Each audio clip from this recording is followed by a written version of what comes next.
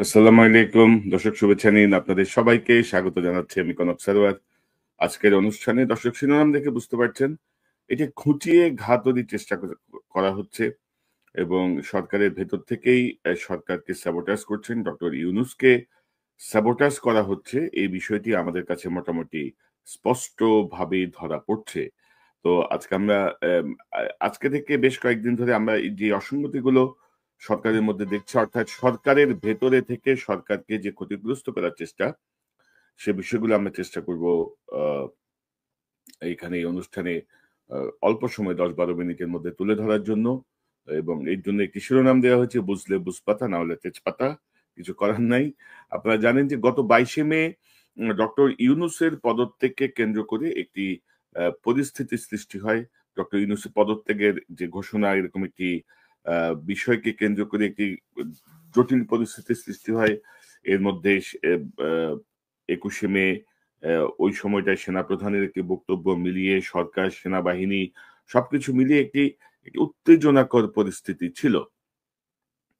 এর মধ্যে ২৪শে মে আ মা একনেকের বৈঠকের পরে আমাদের ওয়াহিদুদ্দিন মাহমুদ, উপদেষ্টা ওয়াহিদুদ্দিন মাহমুদ, তার বক্তব্য থেকে জানা যায় যে ডক্টর ইউনূস পদত্যাগ করছেন না। তো এই বিষয়টি জানার পরে মোটামুটি একটি স্বস্তি নেমে আসে। কিন্তু ২৫শে মেই হঠাৎ করে একটি নতুন অধ্যাদেশ জারি করা হয়। ২৫শে মের এই অধ্যাদেশ হচ্ছে সরকারি কর্ম সরকারি চাকরি সংশোধন অধ্যাদেশ ২০২৫। এটি ২৫শে মে জারি করা হয় এবং তারপর থেকে আসলে এক ধরনের অস্থির একটা অবস্থা বিরাজ করছে আমাদের সচিবালয়ে। তো আমি যদি আপনাদেরকে এই আইনের থেকে একটু জিনিস দেখাই, এই আইনের যে ধারা বা যে এই আইনে যেগুলো বলা হয়েছে, আমি যদি আপনাদেরকে একটু বলি যে আ এই আইনের এটা ১৮ সালের যে ৫৭ নম্বর আইনের ধারা ৩৭ ক এর সন্নিবেশ। অর্থাৎ এখানে নতুন ধারা ৩৭ ক একটি ঢোকানো হয়েছে। যেখানে বলা হয়েছে আ যে এমন কোন কার্যে যদি লিপ্ত হন যাহা অনানুগত্যের শামিল, আ বা যাহা অন্য কোন সরকারি কর্মচারীর মধ্যে অনানুগত্য সৃষ্টি করে বা শৃঙ্খলা বিঘ্নিত করে বা কর্তব্য সম্পাদনে বাধা সৃষ্টি করে, অথবা অন্যান্য কর্মচারীর সহিত সমবেতভাবে বা এককভাবে ছুটি ব্যতীত বা কোনো যুক্তিসঙ্গত কারণ ব্যতীত নিজ কর্ম হইতে অনুপস্থিত থাকেন, আ উম যেকোনো কর্মচারীকে তাহার কর্মে হইতে অনুপস্থিত থাকিতে বিরত থাকিতে বা তাহার কর্তব্য পালন না করিবার নিমিত্তে উস্কানি দেন। যেকোনো সরকারি কর্মচারীকে তাহার কর্মে উপস্থিত হইতে বা কর্তব্য সম্পাদনে বাধাগ্রস্ত করেন, ইত্যাদি, ইত্যাদি। মোট ৪ টি ধারা এখানে দেয়া হয়েছে এবং এর শাস্তি হচ্ছে নিম্ন পদ বা নিম্ন বেতন গ্রেডে অবনমিতকরণ, চাকরি হইতে অপসারণ বা চাকরি হইতে বরখাস্ত। এবং এই যে আইনটা, এই আইনের ক্ষেত্রে আমরা যেটা দেখছি, বেশ কিছু আ বিষয় এখানে এসেছে যে এই আইনের অধ্যাদেশের আওতায়, অর্থাৎ নতুন যে অধ্যাদেশ দেয়া হয়েছে, এই অধ্যাদেশের আওতায় বিচারাধীন কাউকে বিচারাধীন করা হলে তদন্তের কোনো অবকাশ রাখা হয় নাই। নিয়োগকারী কর্তৃপক্ষের সব সিদ্ধান্ত গ্রহণ করতে পারবে। এই অধ্যাদেশ অনুযায়ী নিয়োগকারী কর্তৃপক্ষ ৭ দিনের মধ্যে কারণ দর্শানোর নোটিশ দেবে। অভিযুক্ত কর্মচারী জবাব দিলে এবং জবাবে শুনানি চাইলে শুনানি শেষে কেন তাকে দণ্ড দেয়া হবে না মর্মে আবারও ৭ দিনের নোটিশ দেয়া হবে। সেই নোটিশের জবাব দিক বা না দিক, নিয়োগকারী কর্তৃপক্ষ দণ্ডাদেশ প্রদান বিষয়ে সরকারি কর্ম কমিশনের সঙ্গে কোনো সুপারিশ না করেই দণ্ড প্রদানের চূড়ান্ত সিদ্ধান্ত গ্রহণ করতে পারবে। অর্থাৎ হাসিনা আমলে যদি এই অধ্যাদেশটি হতো, তাহলে এটি নিয়ে বলা হতো যে এটা ফ্যাসিস্ট সরকারের একটি ফ্যাসিস্ট অধ্যাদেশ। এবং এখানে আসলে হাসিনা ১৮ সালের যে আইনটি করেছেন তিনি, আ আ ২০১৮ সালের যে আইন, সেটি আসলে ১৯৮৫ সালের শৃঙ্খলা ও আপিল বিধিমালাকে পরিবর্তন করে অনেকটা সরকারি কর্মচারীদের মন জয় করার জন্য কিছু সহজ বিধান রেখে কড়াকড়ি কমিয়ে একটি ১৮ সালের যে চাকরি আইনটা প্রবর্তন করা হয়েছিল। তো এখন কথা হচ্ছে যে সচিবালয়ে যারা চাকরি করেন তারা কেউই আইনের ঊর্ধ্বে নন। সেই আইনের ঊর্ধ্বে যদি না থাকেন, তাদের ব্যাপারে যে পদক্ষেপগুলো নেয়া দরকার। যেমন ধরেন যে গত ১০ মাস ধরেই ১০ মাস ধরেন ৮-৯ মাস ধরেই বৈষম্য বিরোধী কর্মচারী ঐক্য ফোরাম নামে একটি অবসরপ্রাপ্ত কর্মকর্তাদের ফোরাম। তারা সাত ২৬ জন সচিবকে যারা আওয়ামী লীগের দ্বারা সুবিধাভোগী তাদেরকে সরানোর জন্য তারা দাবি জানিয়েছেন। তারা চুক্তিভিত্তিক যে নিয়োগগুলো আছে, এ যেমন এই জনপ্রশাসন সচিব মোখলেস সহ যে চুক্তিভিত্তিক নিয়োগগুলো আছে সেগুলো বাতিল করার দাবি করছেন। তারা স্বাভাবিক পদোন্নতির যেই পদ্ধতি সেটিকে আরেকটু রিফাইন করা, সেটিকে আরেকটু আ উম আ কি বলবো? আ যুক্তিযুক্ত করা বা নিয়মের মধ্যে নিয়ে আসার চেষ্টা করছেন। কারণ এই সরকার ডক্টর সালেহউদ্দিনকে প্রধান করে একটি কমিটি করেছে এসব পদোন্নতির বিষয়গুলো দেখার জন্য। সেগুলো নিয়ে তারা আন্দোলন করছেন। সেই জায়গাটায় কিন্তু তাদের কোনো আ সাড়া শব্দ নাই। তারা কিন্তু এই অধ্যাদেশের বাতিলের বিষয়টিও তাদের ৪র্থ দফা হিসেবে তারা অন্তর্ভুক্ত করে নিয়েছেন। তো এই জায়গাগুলো নিয়ে কিন্তু কারো কোনো মাথা ব্যাথা নাই। তো হঠাৎ করে সরকারি কর্মচারীদেরকে উস্কে দেওয়ার জন্য অর্থাৎ অ্যা এমনিতে ধরেন সেনা প্রশাসন বা সশস্ত্র বাহিনীর সঙ্গে একটি নাজুক পরিস্থিতি বলা চলে, একটি টানাপোড়েন চলছে। এর মধ্যে সিভিল অ্যাডমিনিস্ট্রেশনকে অ্যা আবার একটি টানাপোড়েনের মধ্যে ফেলে দেওয়ার জন্য হঠাৎ করে এই অধ্যাদেশটি জারি করা হলো। আপনারা যদি দেখেন ২২ তারিখ থেকে শুরু হলো পদত্যাগের গুঞ্জন। ২২শে মে ২৪শে মে জানা গেল তিনি পদত্যাগ করছেন না। ২৫শে মেই এই অধ্যাদেশটি জারি করে একটি অস্থিতিশীল পরিবেশ সৃষ্টি করা হলো। গত ২ দিন আগে জানানো হয়েছে ডক্টর ইউনূস জাপান থেকে ফিরে তিনি এ ব্যাপারে একটি সিদ্ধান্ত নেবেন। তারপরে আন্দোলনের কর্মসূচিতে পরিবর্তন এসে প্রতিদিন ১ ঘন্টা করে একটি কর্মবিরতিতে তারা গেছেন। তারা হয়তো ডক্টর ইউনূস আসা পর্যন্ত দেখবেন। তো আমরা আসলে বলতে চাচ্ছি যে এটার কি দরকার ছিল এই মুহূর্তে? এই মুহূর্তে কি এটা খুব গুরুত্বপূর্ণ কোনো ইস্যু, গুরুত্বপূর্ণ কোনো এজেন্ডা? সরকার কিন্তু ধরেন আ ক্ষমতায় আসার পরে ২২ জন জেলা প্রশাসককে কিন্তু প্রায় ৩-৪ মাস আগে কিন্তু চাকরিচ্যুত করেছেন। কারণ তারা ১৮ সাল এর নির্বাচনে যে সংশ্লিষ্টতা, সেই সংশ্লিষ্টতার প্রমাণ পেয়ে তারা আ এই জাতীয় সিদ্ধান্ত নিয়েছেন। কিন্তু আমি ভাবছিলাম যে ২২ জন ডিসিকে জেলা প্রশাসককে যে চাকরিচ্যুতির যে ঘটনা, সেই ঘটনাটা আ কি প্রতিক্রিয়া হয়? এবং আমি দেখলাম যে তেমন কোনো প্রতিক্রিয়া আসলে হয় নাই। যেটি নিয়ে বিক্ষোভ বা সমাবেশ হওয়ার কথা ছিল বা প্রতিবাদের হওয়ার কথা ছিল, সেটি কিন্তু হয়নি। তো হঠাৎ করে মনে হচ্ছে যেন সরকার চাচ্ছে যে কাউকে প্রশাসনের মধ্যে একটা আনস্টেবিলিটি ক্রিয়েট হোক। প্রশাসন থেকে ডক্টর ইউনূসের প্রতি একটি অনাস্থা আসুক, একটি অস্থিতিশীল পরিবেশ তৈরি হোক। এবং ধরেন যেই ওই সময় যে চাকরিচ্যুত করা হয়েছে তখন কিন্তু ধরেন যে গ্রাউন্ডটা আরকি ধরেন আসলে জেলা প্রশাসক তো সরকারের আদেশ পালন করতে বাধ্য। তো সরকারের আদেশ দেওয়ার পরে সরকার কি সরকারকে আদেশ না পালন করলে কি তার জেলা প্রশাসকগিরি থাকবে? তার চাকরি থাকবে? তো অর্থাৎ ধরেন একটা জটিল একটা অবস্থার মধ্যে আসলে ফেলে দেয়া হয়েছে। এবং এটির আইন মন্ত্রণালয়ের দায় সবচেয়ে বেশি এখানে।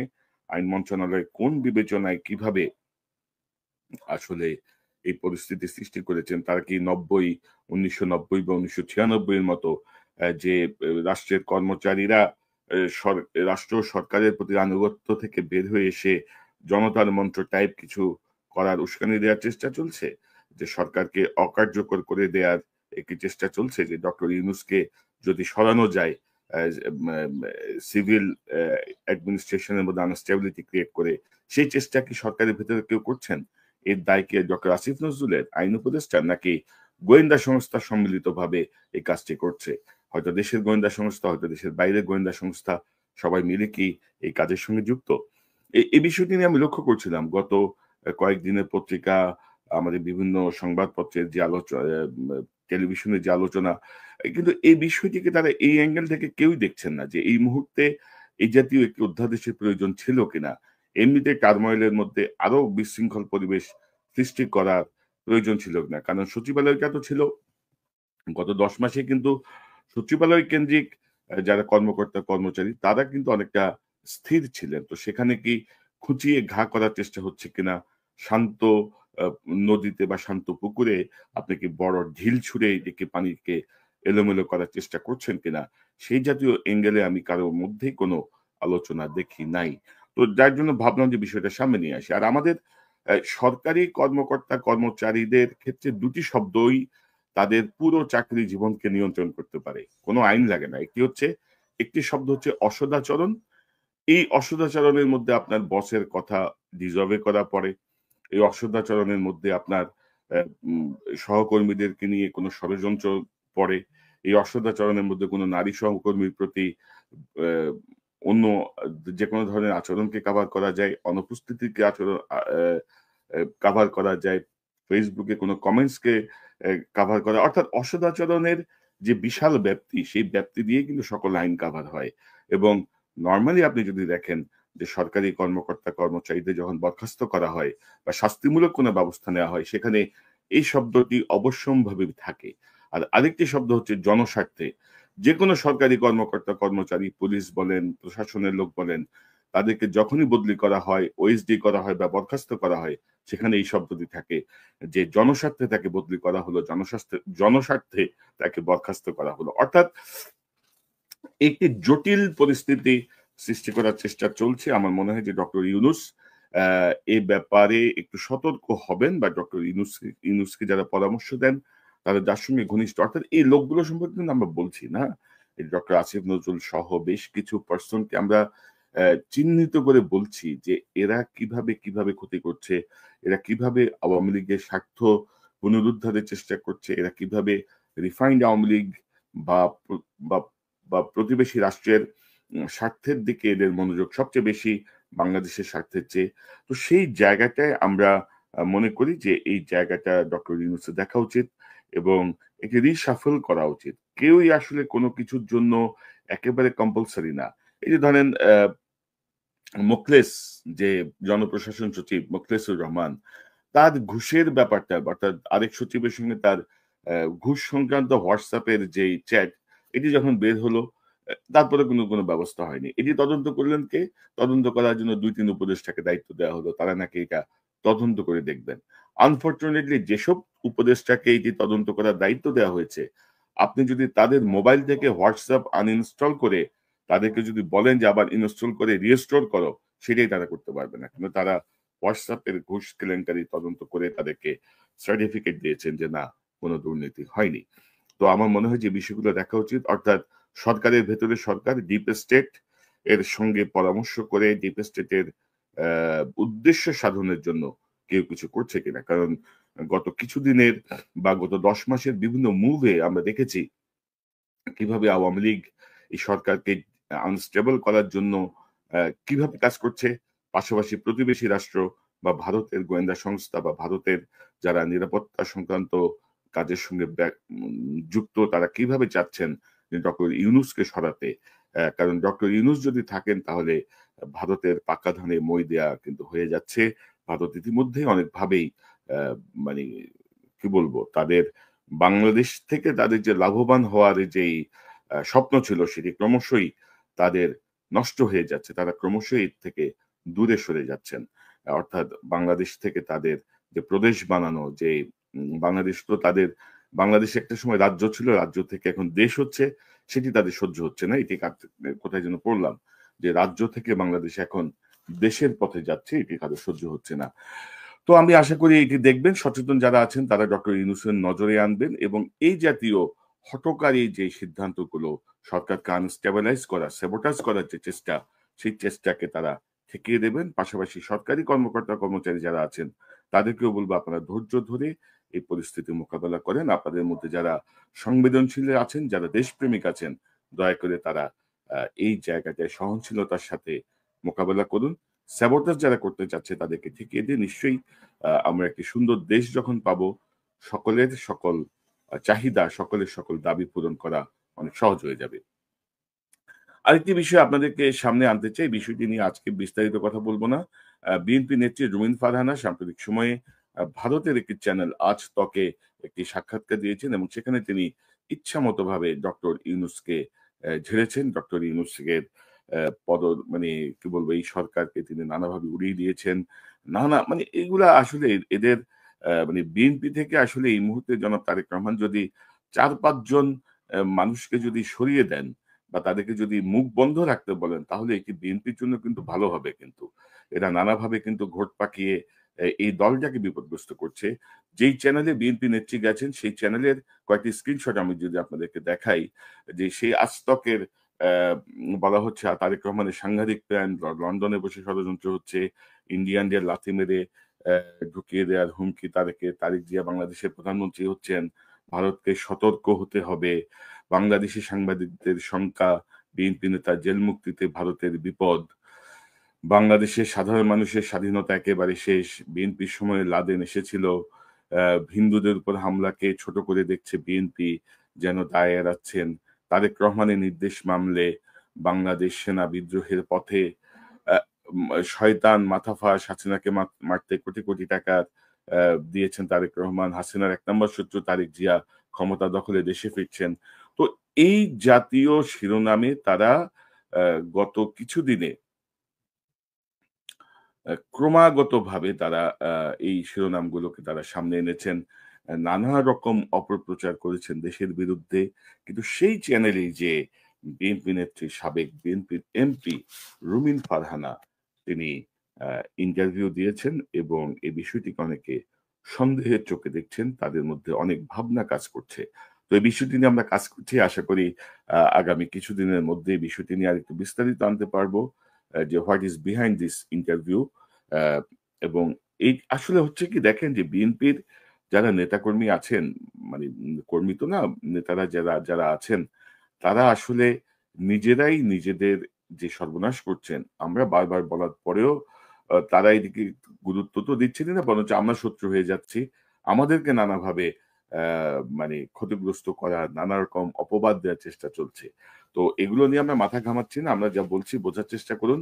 দয়া করে দেশের স্বার্থে এবং বিএনপির স্বার্থেও। কারণ ধরেন আমাদের হাতে বিএনপি হচ্ছে পাওয়ার ইন ওয়েটিং। বিএনপি হচ্ছে পরবর্তী সরকার বিএনপি গঠন করবে।